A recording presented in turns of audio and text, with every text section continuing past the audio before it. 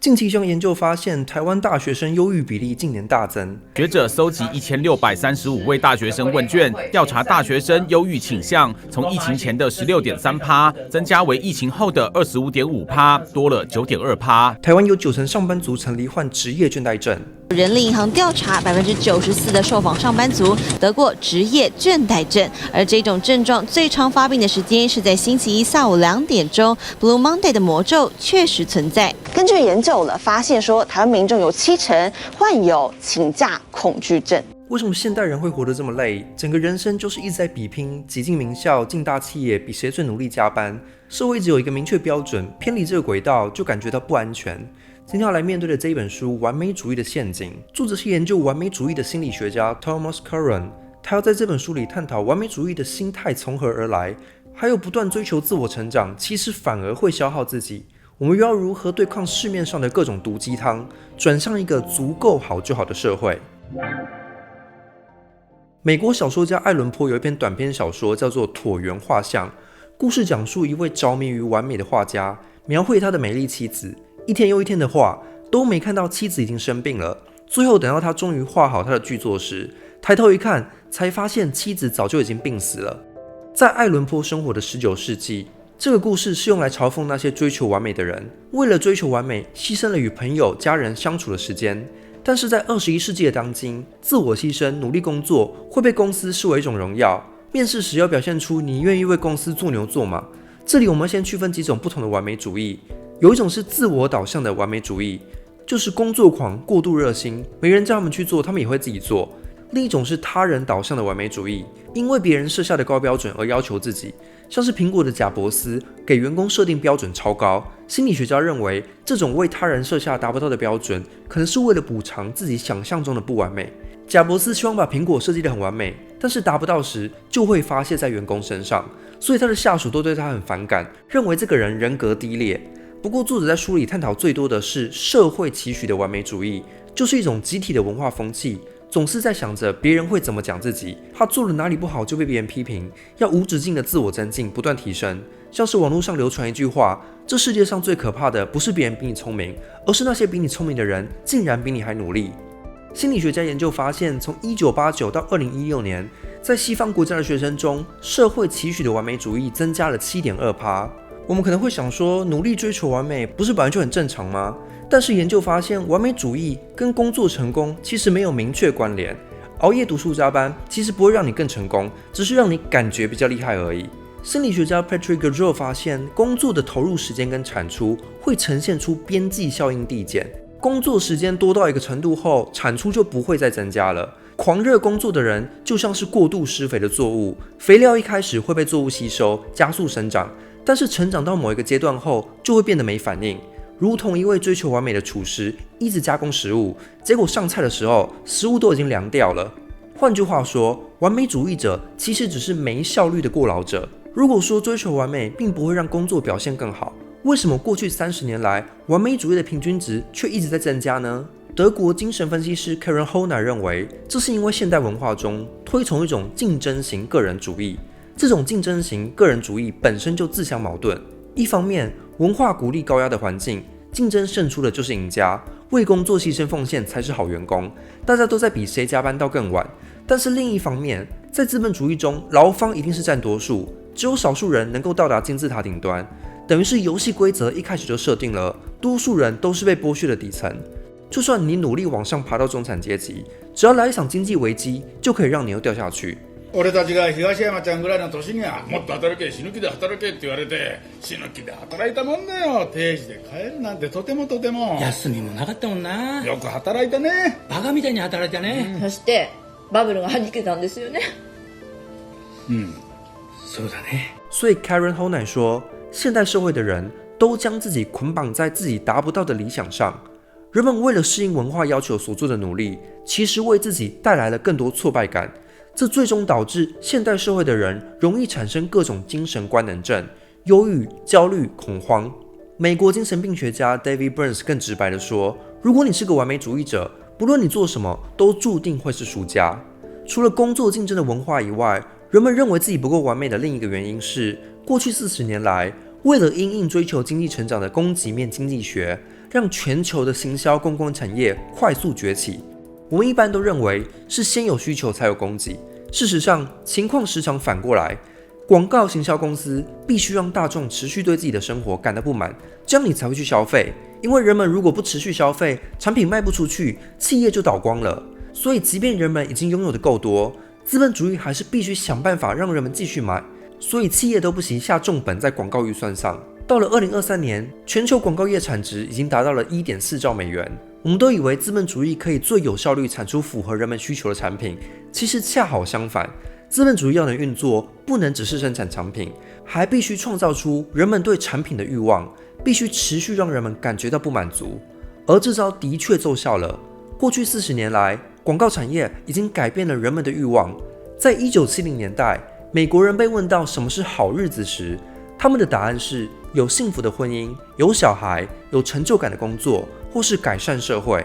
但是到了1990年代，答案却变成了出国度假、买新电视、赚更多钱。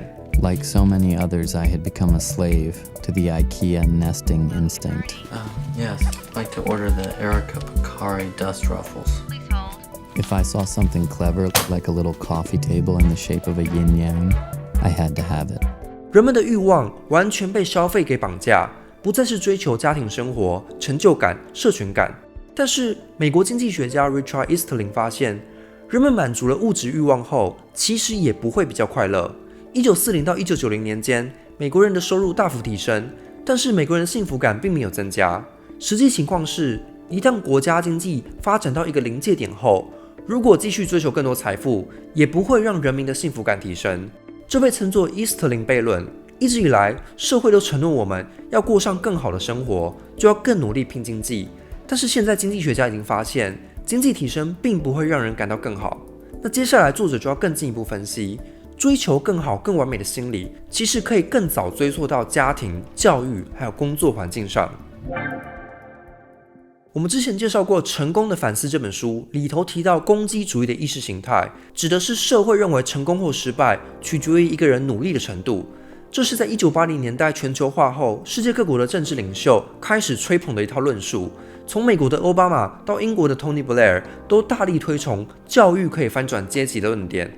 但是当今已经很少人相信这套攻击主义的神话了，越来越多人开始意识到，顶层的成功人士并不是靠自己努力来的。我们来看一份数据就好。根据乐施会在2015年的调查，世界顶层精英的财富有30%来自继承，3%是靠政商圈的裙带关系，而其余的财富则是来自投资、收租。相比之下，许多努力读书的年轻人毕业后工作起薪低，或是根本找不到工作。当今的经济体连自己创造出来的毕业生都容纳不下，无法让毕业生找到工作。在这种失能的经济体制下，学生的升学压力反而变更大。心理学家研究发现，升学压力其实在中上阶层的学生族群更严重，因为他们的父母都会期望他们可以复制阶级，进入顶尖大学。2019年，美国 FBI 就查获一起大学蓝调行动，有公司专门提供一种服务，向精英阶级的家长收高额费用，确保他们的小孩能够进名校。一方面派打手去考场考试，另一方面收买大学行政人员，借此创造出一种假象：小孩是因为自己成绩好而考上的，有实力证明自己可以拿到入学许可，而不是父母直接塞钱给学校。在美国名校的圈子里，甚至流行一种完美主义，是努力读书的人要假装毫不费力。史丹佛大学把这种人称作鸭子症候群。鸭子在水上看起来很轻盈，水底下看不见的地方却要用力游。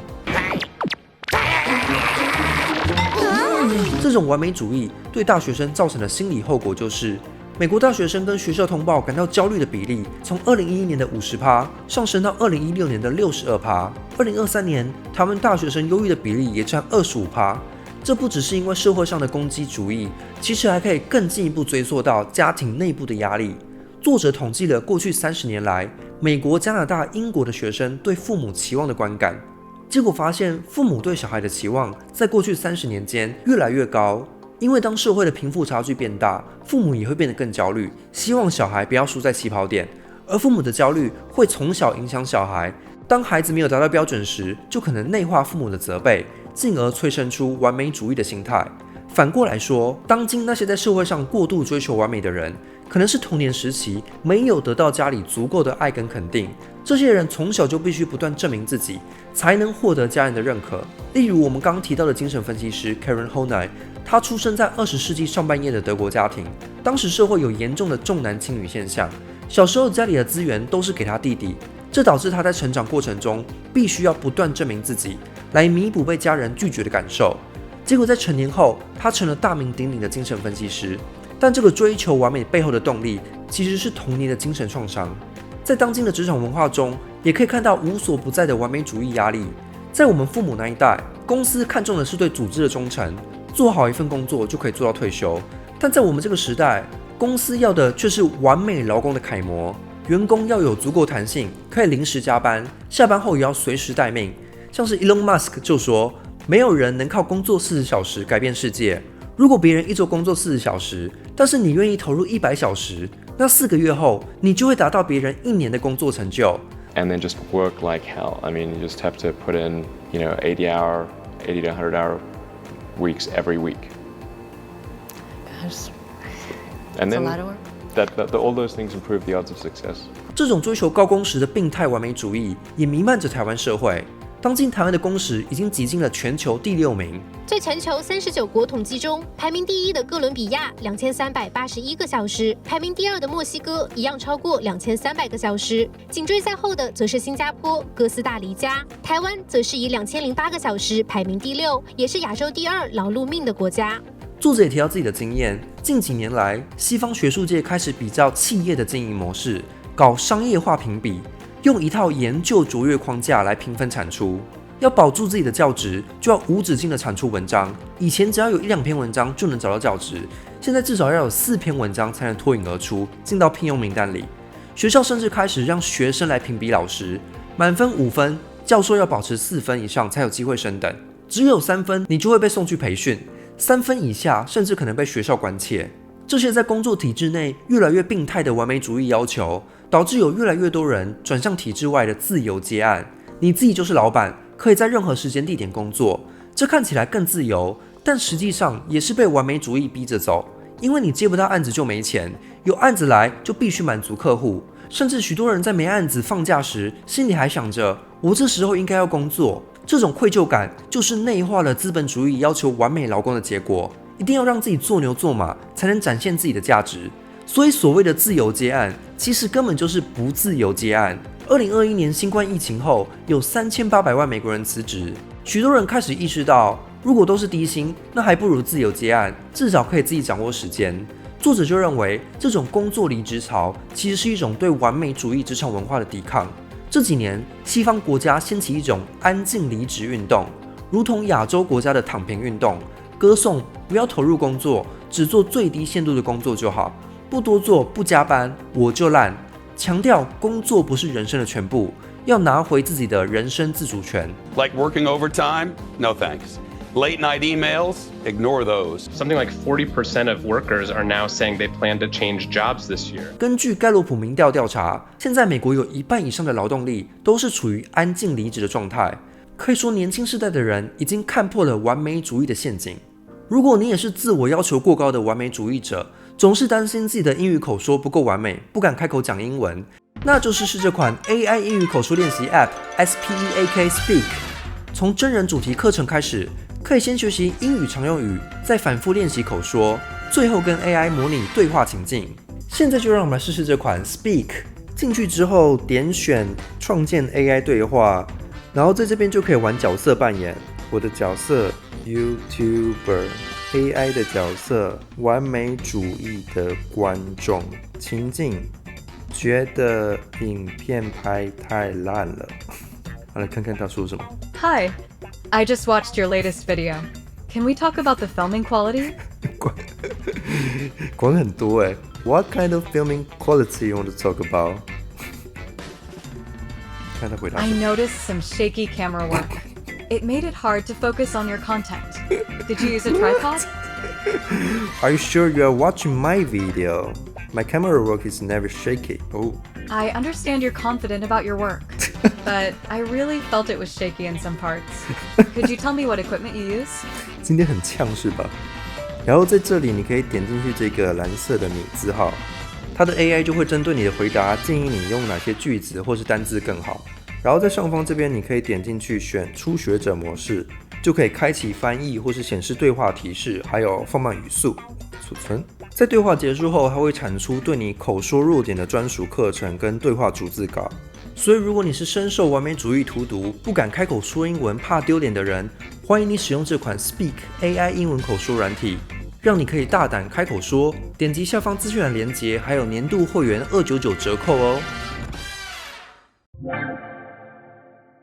诊断完了完美主义的成因后果之后，作者最后要提出对抗完美主义霸权的方案。首先我们要倒掉那些心灵成长的毒鸡汤，这些鸡汤都喜欢说生活中的各种失败可以转化成成长的养分。Some of the most successful people in the world are the ones who've had the most failure. J.K. Rowling, who wrote Harry Potter. Her first Harry Potter book was rejected 12 times before it was finally published. You can't let your failures define you. You have to let your failures teach you. 几乎所有的成功者碰上麻烦、犯上错误以后，总是先检查自己。哎呀，我这个没做好，我得调一调，我这个不对。真正成功的人一定是改变自己的人。但是这种失败了没关系，继续追求成长的心态，其实并不健康。心理学家 David Smale 把这称作神奇的志愿主义。仿佛只要一个人说我愿意从失败中站起来，我一定可以继续成长。但大多数时候，我们其实都不能从失败中学到什么。我们以为失败背后有什么高深的道理，但事实上，你之所以失败，没有挤进某间名校或是大企业，原因很简单，就是那些精英的子女有更多特权跟资本，所以抢走了你的位置。问题不是你不够好，而是这个系统的设计就不是为你设计的。那些成功人士很喜欢吹捧失败，因为这样人们就会不断自我修正改进，而不去检讨系统已经失能的问题。那我们该怎么办呢？心理学家 Tara Brach 就提倡一种佛系的态度，叫做激进接受。激進的意思是彻底的接受失败就是失敗。流されるだけの人生。大人になるってつまり参加ってことですよ。そうなの。結局は働きたくないんだわ。働きたくない。すごいわ。这不是说低薪的人就应该接受低薪，而是一种积极的主动意识，认知到要人们去适应有毒的职场文化，其实才是问题的根源。我们需要的不是什么个人成长的毒鸡汤，而是系统性的改变。因为当今经济系统的本质就是不管多数人多么努力，都没办法成为赢家。这就像是驾驶帆船，有时候航海到了危险区域，不管你技术多高超，都会翻船。唯一不会翻船的是那些有钱人的船。这不是靠你个人就能改变的事情。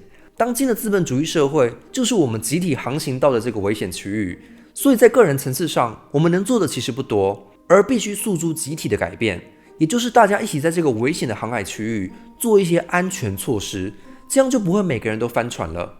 作者在这里提出了3个措施，值得我们参考。第一个是要让社会不再要求个人努力工作，成为完美的劳工，经济体系就必须停止追求经济成长。因为追求经济成长的代价太高了。例如在疫情期间，英国政府曾经请经济学家进行成本效益分析，计算要不要封城，经济损失会多严重。结果算出，如果不封城，可以维持合理的经济成长，只是大概会损失5万条人命。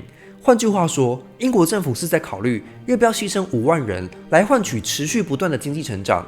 这就像古代文明的献祭仪式，大规模的活人献祭，只为了崇拜一个人们迷信的神。当今的资本主义社会里， GDP 就是人们迷信的神，就算牺牲大批人命也没关系。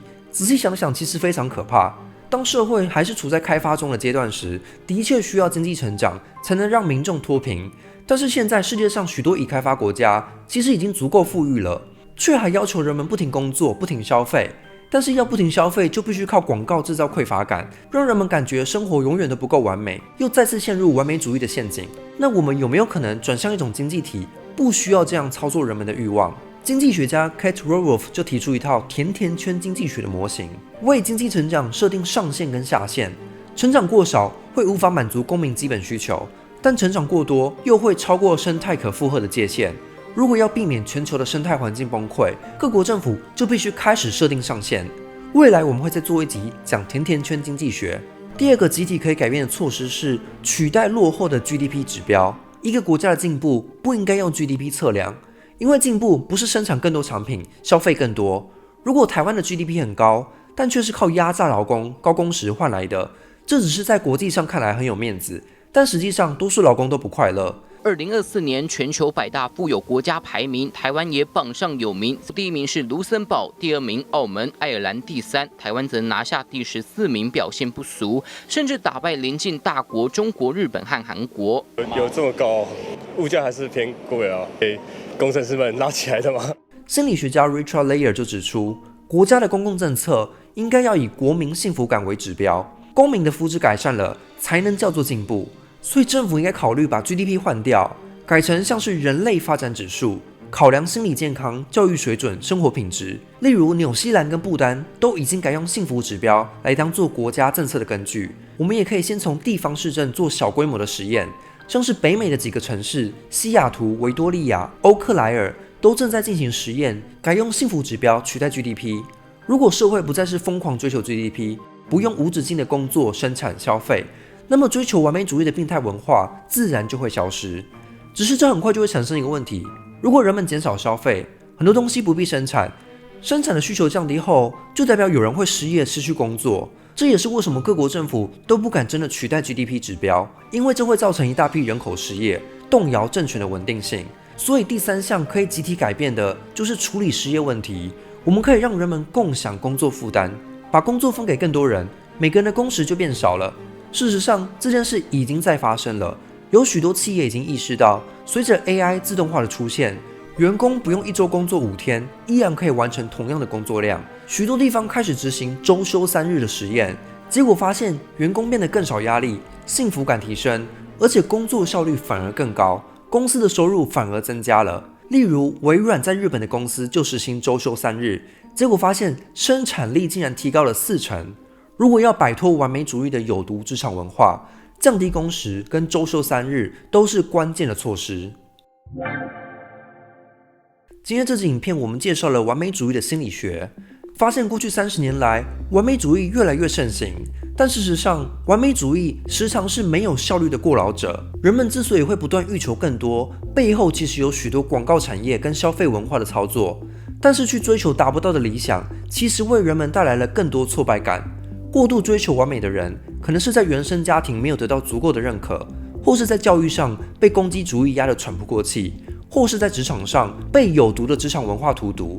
要对抗当今的完美主义、励志成长的毒鸡汤，我们可以用佛系的态度，激进的接受失败，不需要把失败当成继续追求成长的养分，而是把失败当成社会系统失灵的讯号。我们要做的是透过集体行动，转向一个足够好就好的社会，不再追求经济成长，不再追求成为有生产力的完美劳工，而是改用幸福指标来衡量社会进步，并且缩短工时，减少工作量，让整个社会不再陷入完美主义的陷阱。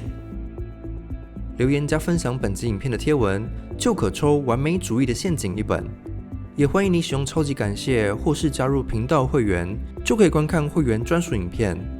本集影片由 Speak 赞助播出。